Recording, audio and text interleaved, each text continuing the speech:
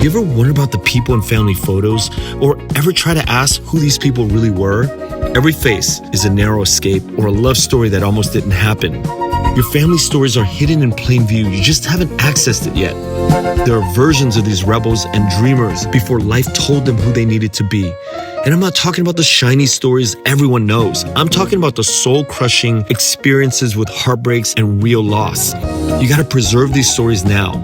So contact the VietnamStoryBank.com today. No polish, just raw, recorded, beautiful history that makes you sit up and hold your breath. We dig it all up, record it, and hand it back to you. Safe, unerased, untouchable, and unforgettable. Don't let silence have the last word. Go to VietnamStoryBank.com today. Make sure your family's stories are recorded. All right, I think maybe it won't go so long. I mean, they were, we had less engagement with Chữ Nôm, but we had really smart questions. I think we had less engagement because there was no rage clickers because there's nothing to do with China. So that's probably why. Anyway, it's okay. Okay, here we go. All right. Okay. Hey, John, how are you?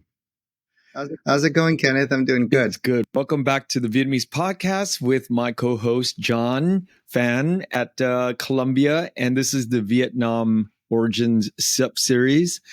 And today we are answering questions. This is our AMA from Chữ Nôm, the last episode. So welcome, everybody. Hey, everybody. Welcome back. So we have a lot to cover. There's different questions that we selected from the AMA. So let's get started. Yeah, sounds good. I just mentioned to you, Kenneth, I thought the questions, the quality of the conversation in the comments was really high in that last episode. So thank you all for joining that conversation and posing your excellent questions. And as usual, apologies that we don't always get to every single very smart question. Even also, I looked a little bit at some of the previous episodes, and there's some great questions popping up in the previous episodes after our AMA. So, bless you. We do see those, and we'll try to incorporate them if and whenever we can. But looking forward to this conversation. And a lot of them overlap too, right? So that's another key thing that we should be looking for too. For sure. Yeah. So I think there was a good set of clusters for this question. Yeah. So, for this episode. So one of the clusters I think that we got was, should we learn Chữ Nôm? Or, some people didn't pose it as a question. Some people posed it as we should learn Chữ Nôm. We should make it our national script, etc. I understand that feeling, but there were a bunch of remarks about Chữ Nôm in the modern world or in our society. So I think there's a couple ways to answer that question. The first one is, regardless of whether it becomes any kind of implemented script, yes, the answer is you should learn Chữ Nôm because it's fun and it will unlock, a huge part of Vietnamese heritage and literature for you that you will no longer have to read in transliteration. And it's not that hard.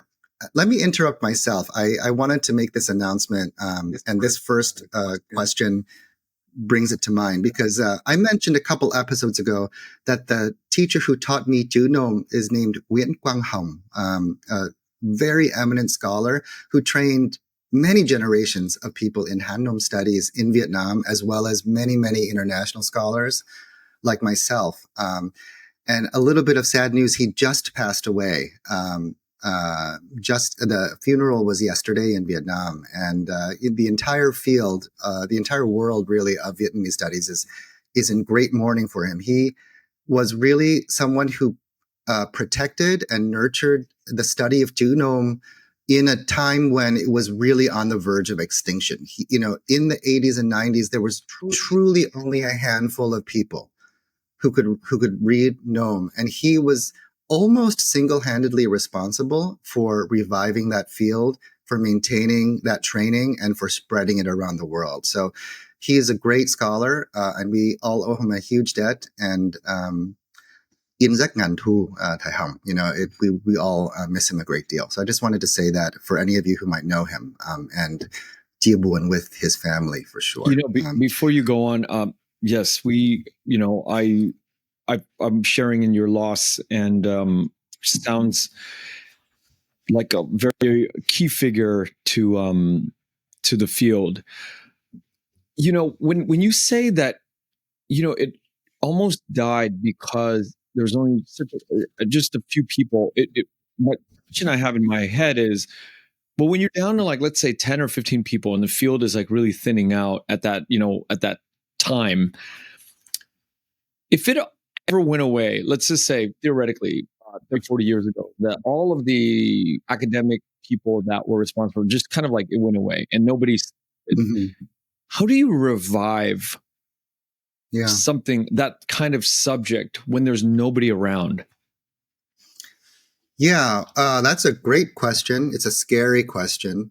I think the answer depends on which period of history. So the lucky thing about now is that thanks to people like Nguyen Quang Hong, we have amazing resources. Like he compiled probably the most important etymological dictionary of Chữ Nôm. It's called Từ điển Chữ Nôm Dân Giải. And so that exists both on paper and on our website, Digitizing Vietnam. Shout out Digitizing Vietnam. We can talk about that a little bit later. It's a great, important cutting edge hub for all things Vietnam, all things concerned with research and study of Vietnam. And we have Tai Ham's dictionary on that site. So if everyone, all of a sudden, we all gathered in a room and it got struck by lightning, God forbid, those resources exist and you could reconstruct that knowledge from these dictionaries, these pedagogical tools. Another one of my colleagues, Trần Trọng Sương, has created pedagogical materials for learning Nôm. So even if you don't have a teacher, now it's not impossible. Now, in the 90s, those materials didn't really exist. So that is one of the reasons why Nguyen Quang Hong is so important for producing those materials and also for training people, in the study of Nôm. There's other things other than learning just the script as well. Things like Tai Ham's capacious and extraordinary expertise on the actual texts, on the sutras, the early Nôm sutras, and things like that. That is more difficult to reconstruct because not all of that knowledge is in a published form. So if we don't maintain the field, if we don't maintain training like that, then always a lot of things can be lost irreparably. So anyway, I think that's a good question to ask on this overall topic of should we learn Nôm, because we should. I mean, it should never be allowed to die out, because even if it does die out and we can reclaim it through these materials, you do lose a huge amount. So everyone learn Nôm, everyone learn as much as they can, and then share that knowledge, with others. Yeah, and I asked because there's so many implications in that answer that you just replied to, because when these things, can you imagine how many other things in the record are missing, as a result of like the tapering off of professionals in that field or the lack of interest. Just a real quick plug here. You and I sat down with another anthropologist, Namsi Kim, who's been on the podcast, and we are going to be releasing that very soon. But we speaking of, things that become lost, we are discussing this sort of the meeting between linguistics and hard earth archaeology, where, those intersections are meeting with the Gaulois history and all of the text that's coming out of that time frame.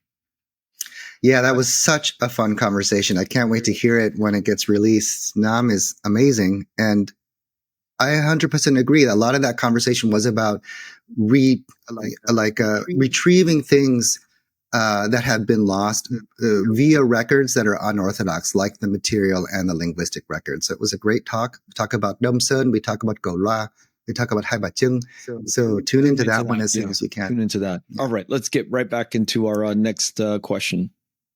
Yeah, so just to finish up this, should we learn Chữ Nôm? There's the kind of di sản văn hóa, the cultural legacy reason for learning Nôm.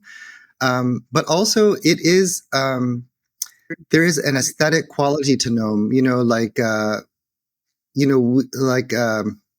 it's a kind of art form. There's a whole visual culture to Nôm, to the character. And Nôm, and not only Nôm, but Chữ Han and Chữ Nôm were part of a kind of visual, aesthetic, and religious culture that was very important to Vietnamese people for many, many centuries, that then is, speaking of things lost, was largely obliterated when we made the move to Quốc ngữ. Also, side note, our next episode will be about Quốc ngữ, so tune into that as well.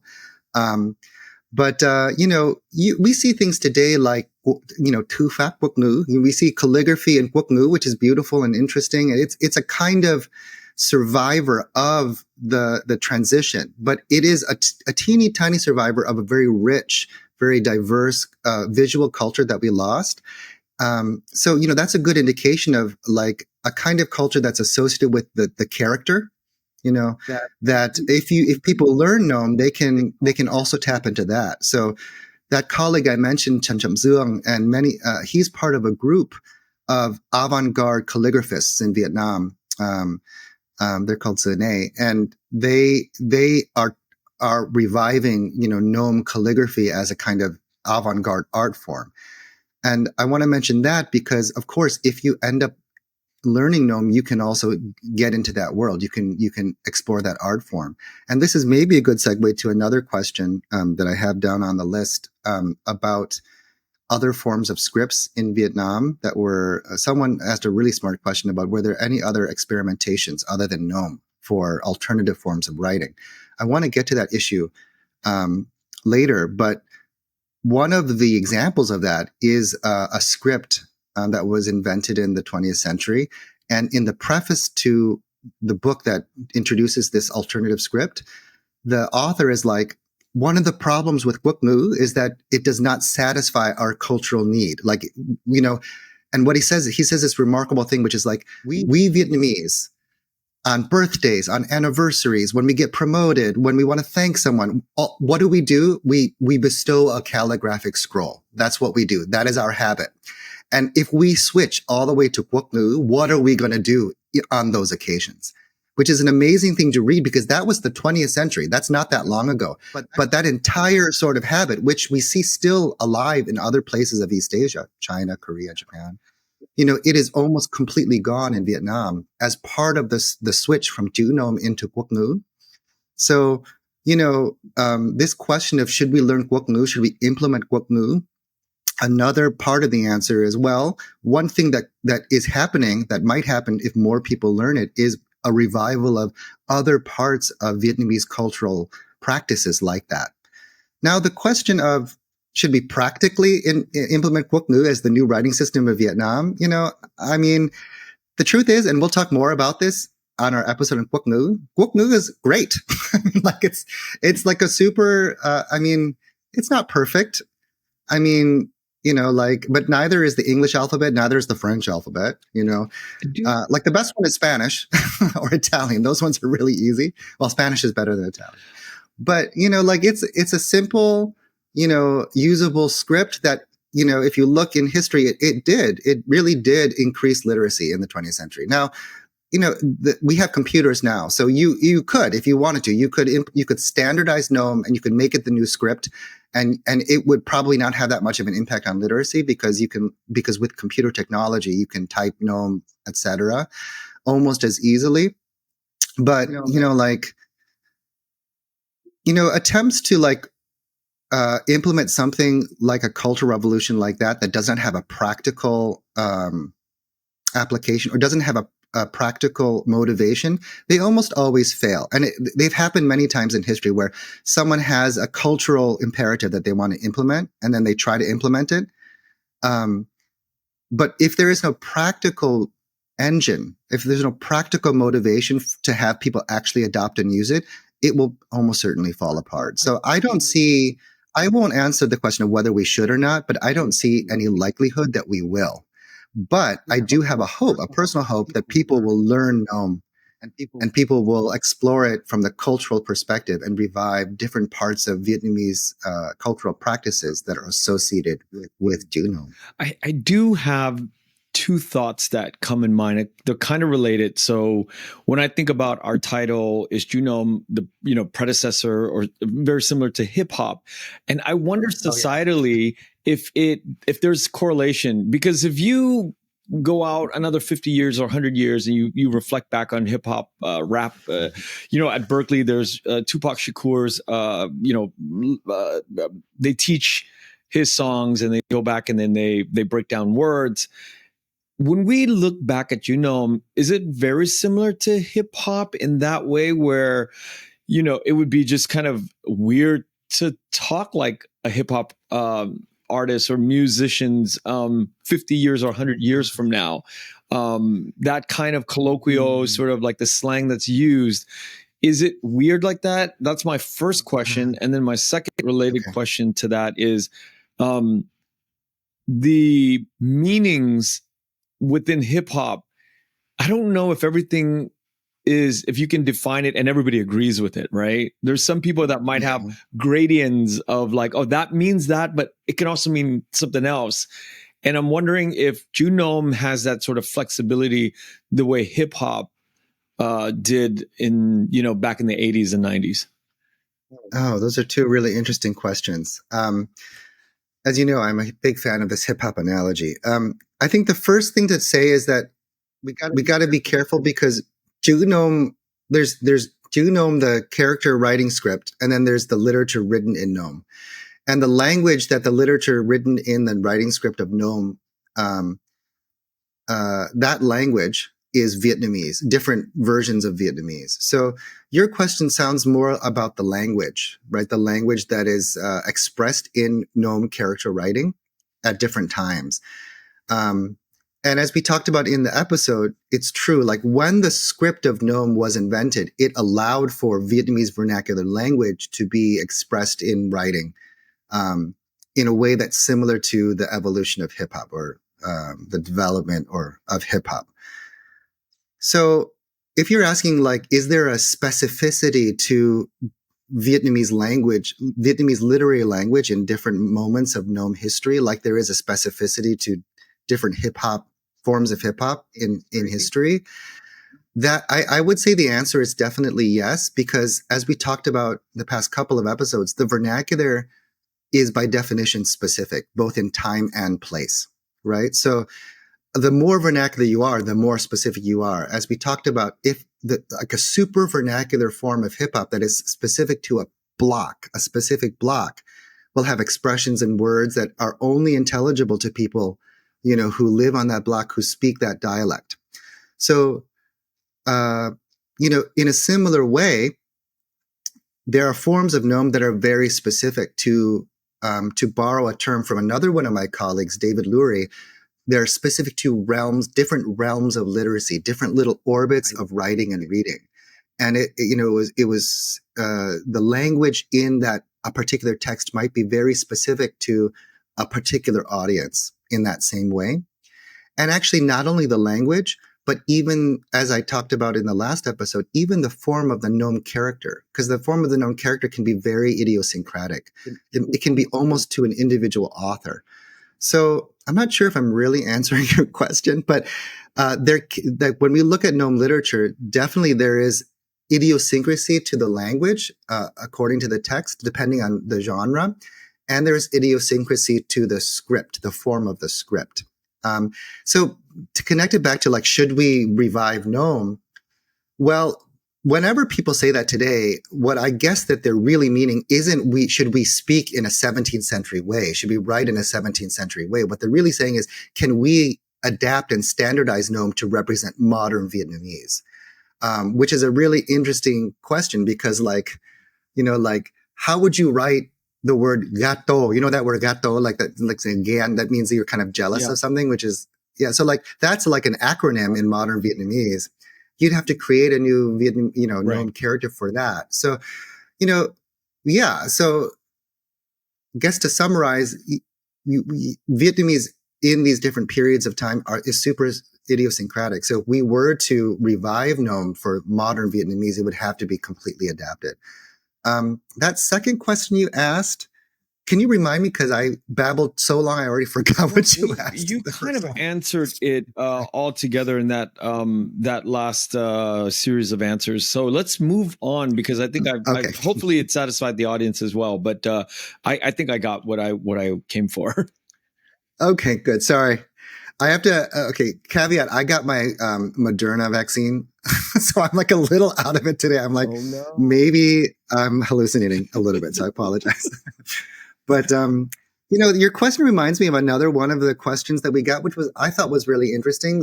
One of our listeners was like, oh, when you use you prompt AI to speak in Middle English, then it sounds very different than modern English. But when you prompt AI to spit something out in Middle Vietnamese or 16th, 17th century Vietnamese, it doesn't look at all different from modern Vietnamese. And why is that? So that was an interesting question.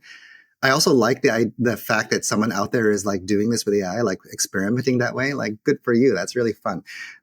So yes, first of all, Middle English is intelligible with modern English, but it's definitely different, for sure.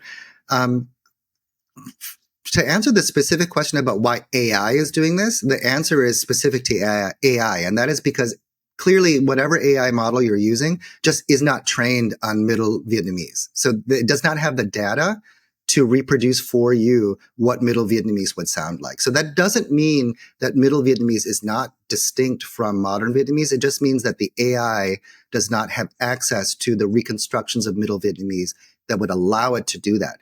And of course, most AI models have a lot of access to Middle English because Middle English is everywhere on the internet. This is a real problem if you're interested in AI.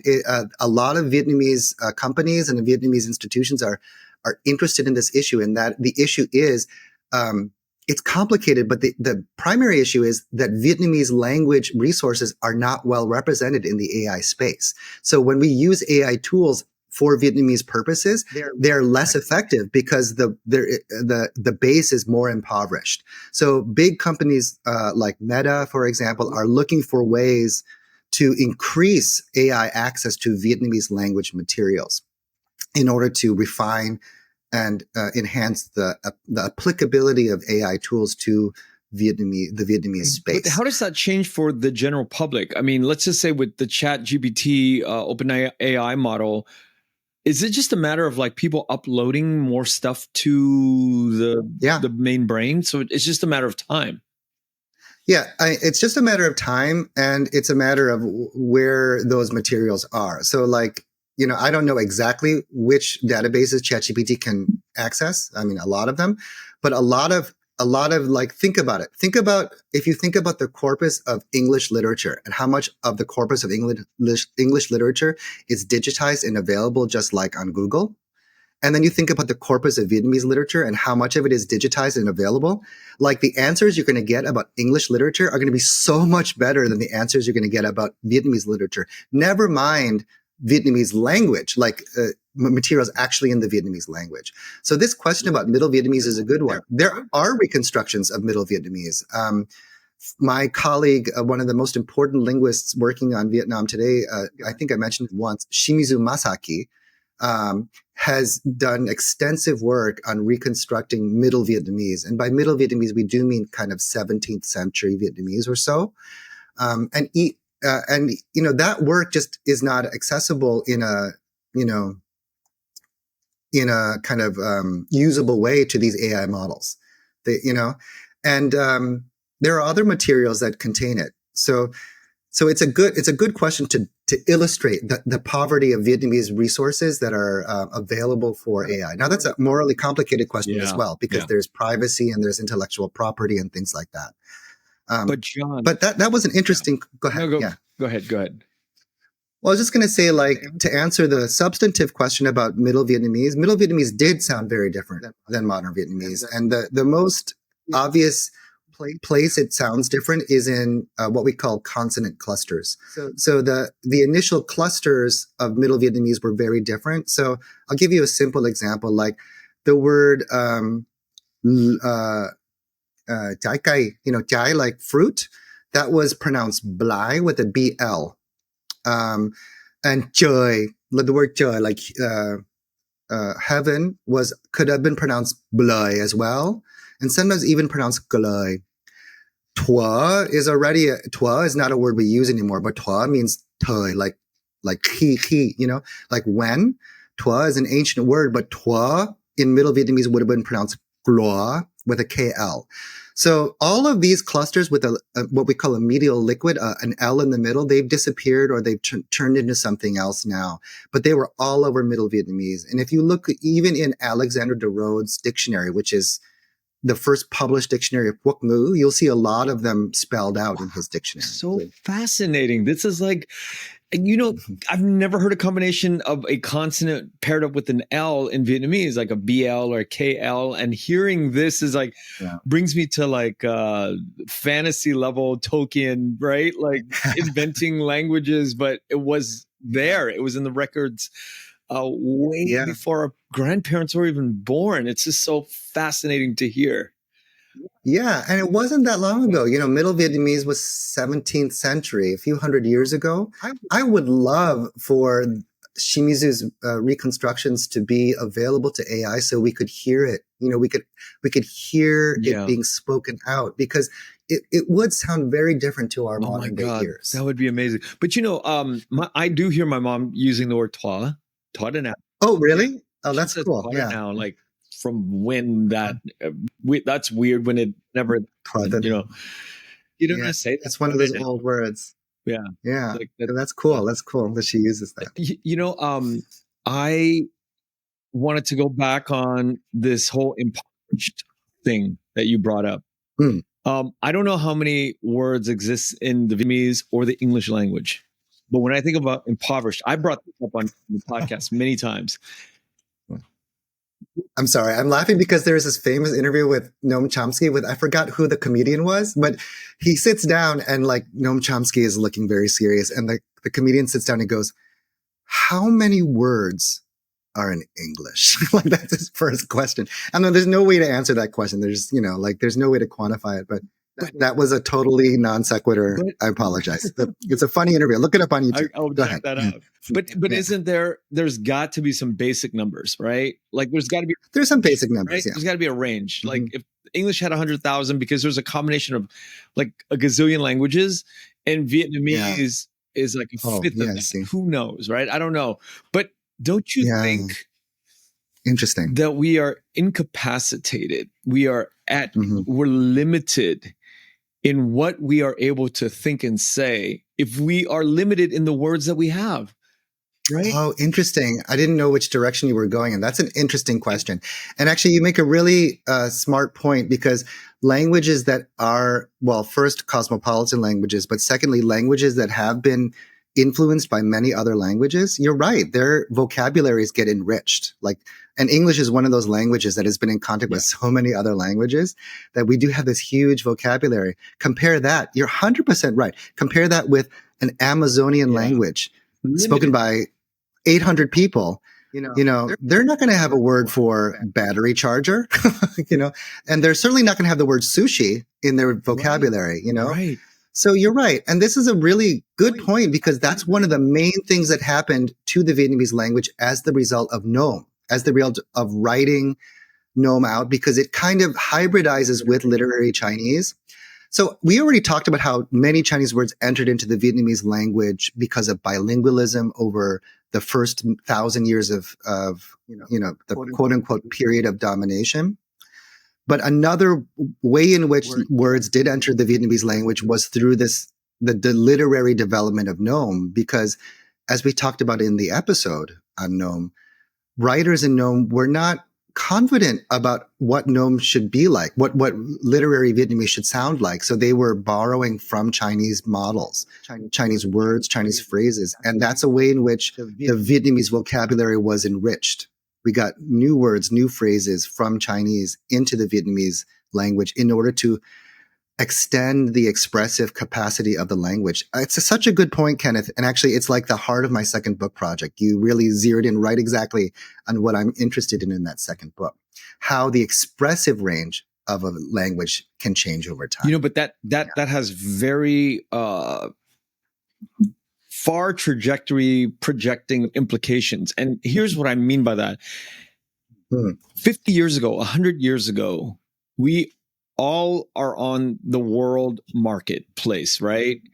And you have Englishmen or Frenchmen coming into a marketplace. And when I say marketplace, I mean just the general area where we're all like trading, or we're trading ideas, or we're trading books, or we're trading technology, or we're selling at a sort of proverbial world fair, right?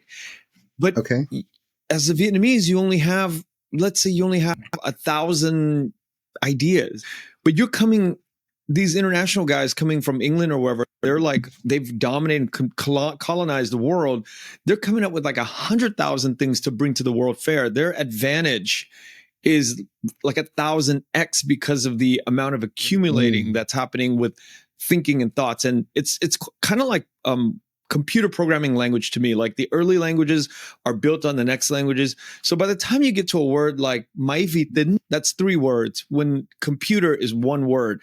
But how many times is that exponentially happening in the world of like linguistics in Vietnamese compared to like English? So this is a really complicated question. Sorry, go ahead. Exponentially limiting us. And the reason I know about this is because my dad used to talk about it all the time.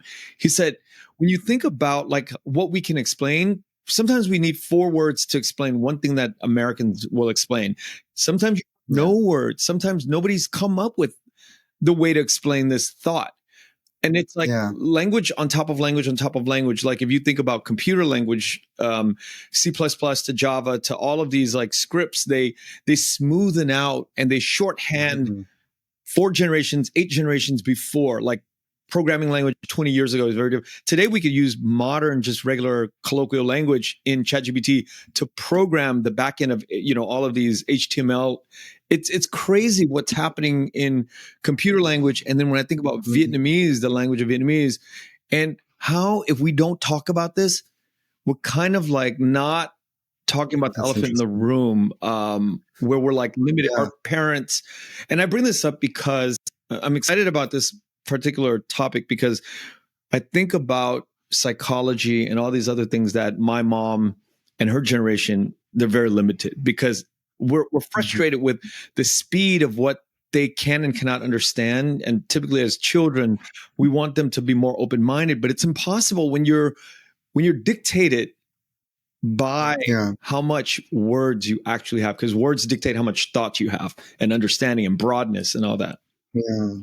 That's a really interesting and complicated issue to raise. I think there's a couple aspects of it. So the first is, as we talked about last time, the capacity to think is not, so the at least according to modern generative linguistics, that's Chomskyan linguistics, all humans have the same linguistic underlying grammar in their heads, which means that they have the capacity for the same capacity for linguistic expression, even if the instantiation of their language does not yet have X vocabulary or Y structure. So that's an important distinction to make right away. But, you know, this relationship you're talking about between words and expressivity, I as we talked about in the context of literature, I 100% agree with you. And we see languages develop and transform expressively, okay?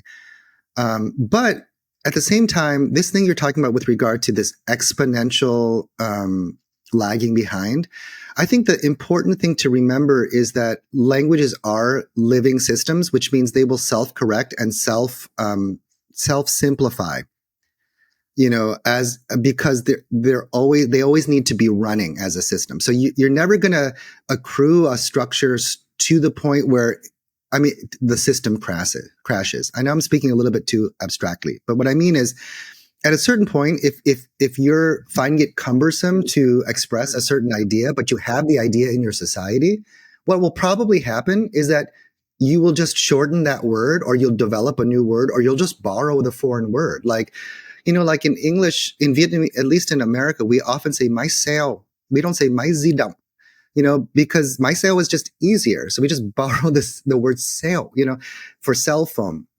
And that is just a common occurrence. And like, think about English as well. Like we don't say raw sliced fish we say sushi because, it's just easier to borrow the word sushi. And now sushi is in the English language. So I think the very mechanism of borrowing words is a way that in which the expressive capacity of a language is increased when new concepts, new ideas, new objects enter into a society, and they enrich the lexical base of that language. And so I think what you're really describing is there is a generational lag, though. Like when a new generation and there's new ideas, new phenomena in a particular society that is very different from the previous generation, and and that is expressed linguistically as well. There can be a kind of gap, but I think that has much more to do with generations than it has to do with linguistic structure.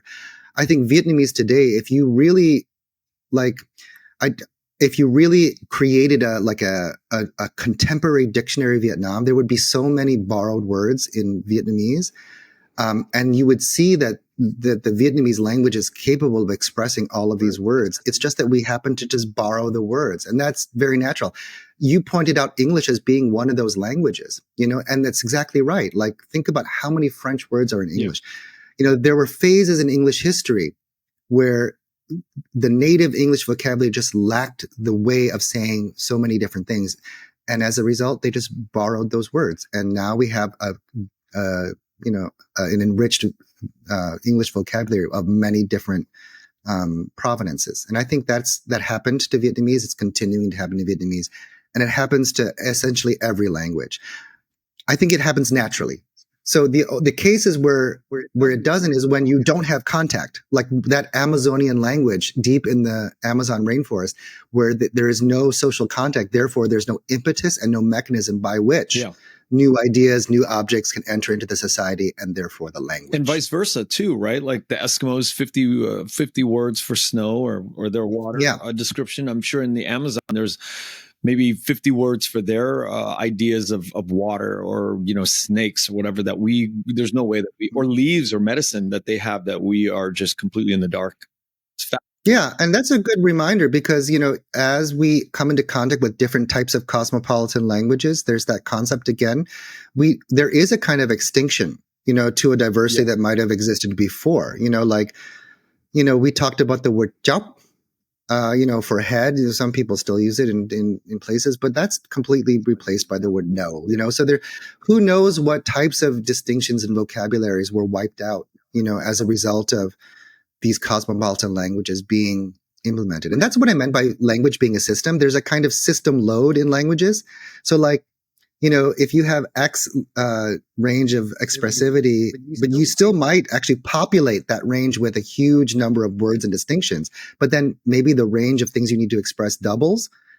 Like the system load kind of remains the same. So you might replace, So I think it's a very interesting question. A question I'm not equipped to answer. But actually, in this age of big data and AI, I wonder if linguists are going to start to be able to answer questions of this type, of this scale, with regard to entire corpuses. It's really interesting. Yeah. Awesome. We are literally we're moving on to our third question. We're we're halfway and this is great. We're slow. So many tangents. I love it. Yeah. Geez. Well, I think another related question. So I'm going to combine a couple questions. So one question that was asked was about Chữ Nôm. There were two questions. One, does Chữ Nôm did having Chữ Nôm make it easier to transition to Quốc ngữ? And two, in a kind of related way,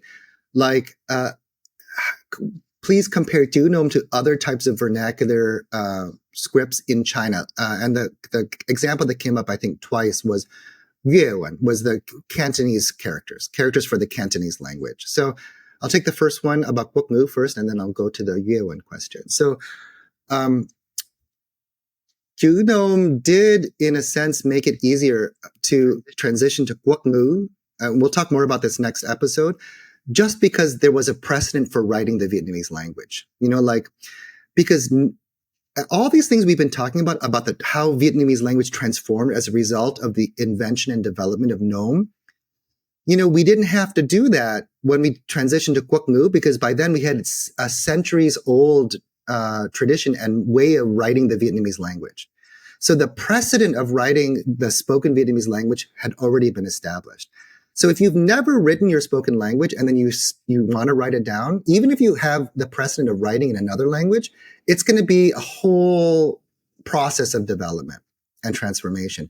But if you already have one way of writing your language and then you're just switching to another way of writing your language, that's a much simpler transition. That's a much, much simpler. So I think that's the simplest way most direct way to answer that question. But stay tuned because we'll talk a lot about that in the Quốc ngữ episode coming up.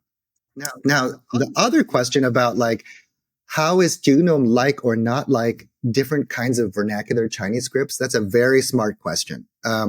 And the short answer is you guys are right. It's exactly the same. So like there are so many scripts that developed out of the precedent of Chinese writing. That was people taking the Chinese script and adapting it to their form of speech. And, it's not just Vietnamese, but as we talked about last time, even many Dai speakers of a Kra-Dai language in northern Vietnam also created Sinitic-based writing scripts for their language, we call it Chữ Nôm Dai.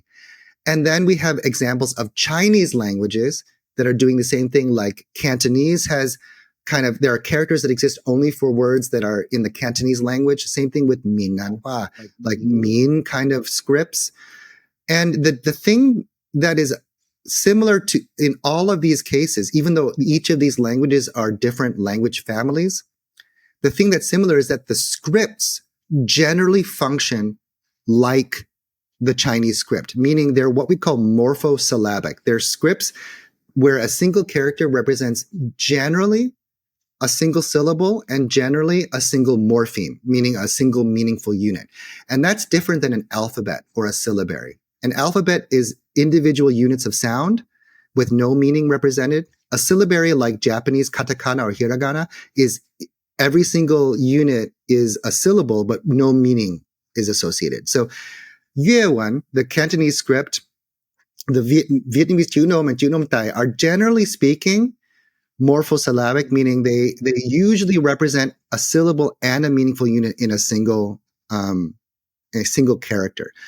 But there are more phonographic, more things that are more like syllabaries that are adapted as well. But that means, yes, what Cantonese people are doing when they create characters for the Cantonese language, that's the same thing that Vietnamese intellectuals were doing when they were creating characters to represent the Vietnamese language. The difference is just one of magnitude because there's way more overlap between Cantonese and written Chinese than there is between spoken Vietnamese and written Chinese, right? But that's the only real difference. So that was a really smart question. Thank you for sharing that. That's it's very illuminating. Mm-hmm. Yeah. So that brings me to another really smart question, because I know we were like dilly-dallying. So I want to get to this one before we move on, and that is like someone asked, as I mentioned earlier, like did Vietnamese ever develop a phonographic script? Did it develop a syllabary like katakana or hiragana that we have in Japan, or like an alphabet like Hangul in Korea? This is such a smart question. And it's related to another question, which I was like, oh, whoever that is, God bless you. Another listener asked, could you tell us more about the Quốc âm tân tử? I'm like, whoa, you know about Quốc âm tân tử. You are amazing. Quốc âm tân tử is a very not well-known 20th century invention of a script that I've written. Vietnam, a professor at Fulbright University has written a short article on it. Nguyễn Quang Hồng, rest in peace, also wrote about this script. I have a couple articles about this script as well. It's really fascinating. So those two questions are related because Quốc âm tân tử is a kind of alternative script that was invented for the Vietnamese. Wait, so what does that mean? Yeah. Quốc âm tân tử? That sounds so contradictory in its... Yeah. Quốc âm is the sounds of the national sounds, so like the Vietnamese language. Quốc âm, and tân tự means the new characters. Oh. So the new writing. So the new writings for the nation sound, the new writing script for the nation sound is what Quốc âm tân tự means. With the because I thought you said tân tự. I was like, oh, tân tự, no, tân tự, tự. The new a little southern that. Yeah. No. So this question in general, like, did Vietnamese ever develop an alternative script. So before the 20th century, we have little to no evidence that there was any other script other than Quốc ngữ, invented by the Europeans, and Chữ Nôm, invented by Vietnamese. Okay. Some people try to find evidence of, maybe an Indic script used in Vietnam, but there's no real evidence for that as far as I know. No substantial evidence. But in the 20th century, after colonization, especially when Quốc ngữ starts to get sort of more widespread, there are a bunch of Vietnamese intellectuals who are really from a kind of mixed class, who are partially or completely trained in Han Nom, who feel very sad. Essentially, they feel like a huge part of Vietnamese culture is disappearing because we are abandoning literary Chinese and because we're abandoning Nom. As I said, the example I gave earlier is an example of this, where that one guy is like, what are we going to do on birthdays if we can't bestow a calligraphic script? They found Quốc ngữ so offensive. Essentially, they were like, this is the end of Vietnamese culture. So I have an article about this exact thing called The Secularization of the Sinograph, which, if you're interested in this process, you can read. It's a short article, but it describes this process where in the earlier part of this era, people are really freaking out almost religiously. They're like, it truly is the end of Vietnamese culture. Like, Vietnamese culture as we know it will be over if we abandon characters, if we abandon Chinese, if we abandon Nom. We will not be Vietnamese anymore. Like, that's really the idea.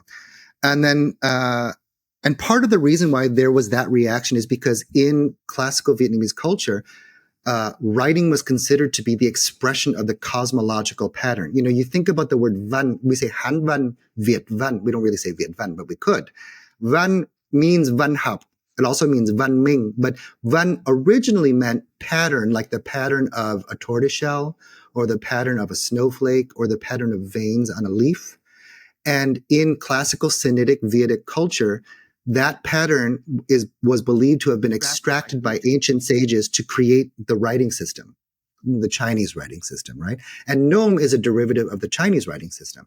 So when we were in this moment of abandoning sinographic writing, both Han and Nom, these intellectuals were thinking, we are abandoning our connection to the pattern of the universe. We're abandoning our direct connection to the logic of how the universe works, the văn of the universe. And it was really a serious issue, And the idea was that Quốc ngữ might be utilitarian, but it does not have this cosmological religious significance.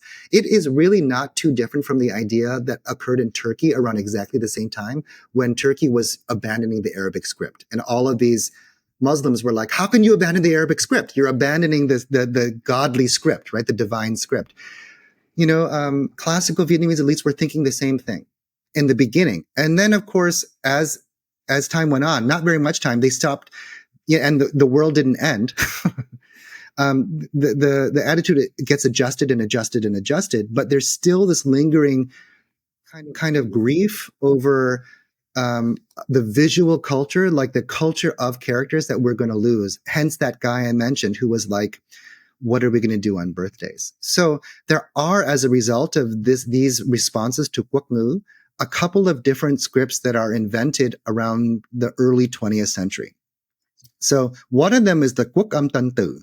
The Quốc âm tân tử is a really fascinating script. It is probably part of the earlier moment of this script experimentation, and it's too complicated for me to explain. So please read my article. I have another article about it.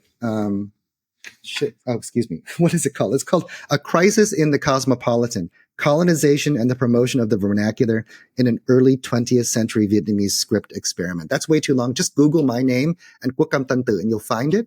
And it explains the structure of the script. But essentially, the script is based on a Sinitic philological breakdown of the Chinese character that then is recombined in different ways to produce and represent the syllables of the Vietnamese language. It's a really fascinating script.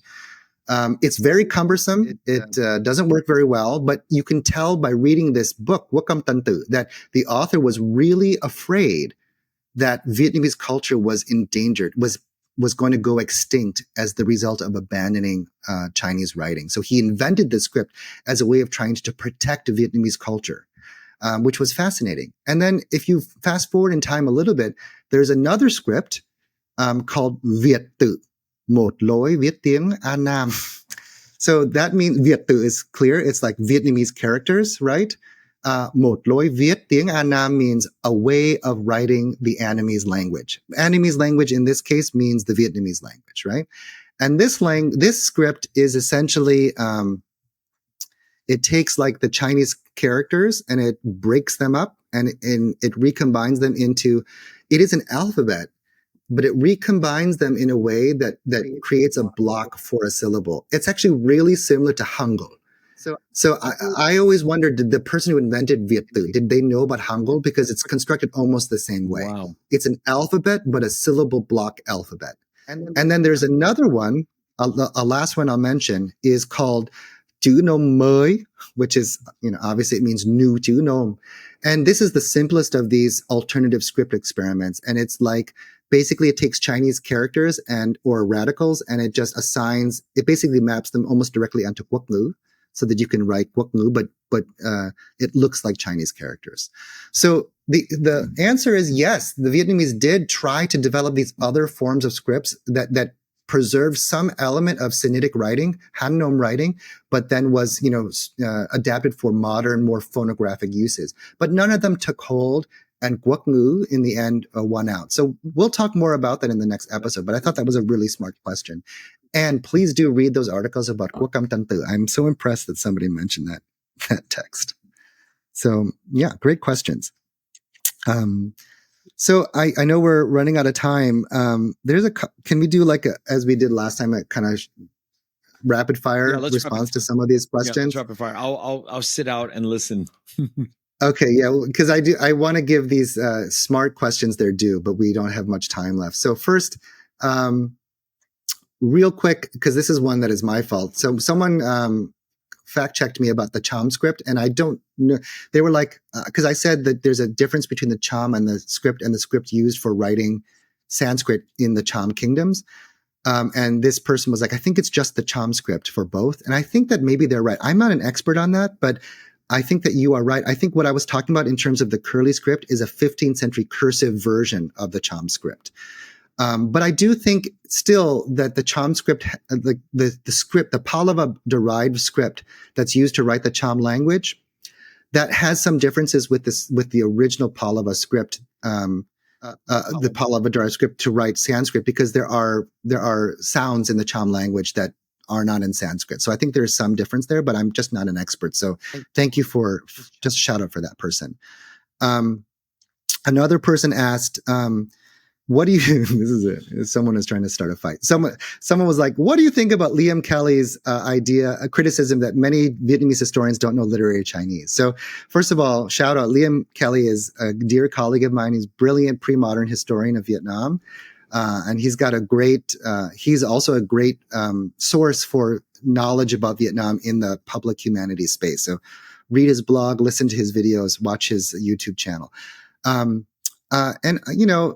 What I will say is that, first of all, I know a lot of Vietnamese historians who do know literary Chinese. I think what I will say is that Liam is right, that to study pre-modern Vietnam, you have to know literary Chinese. There's no way around it.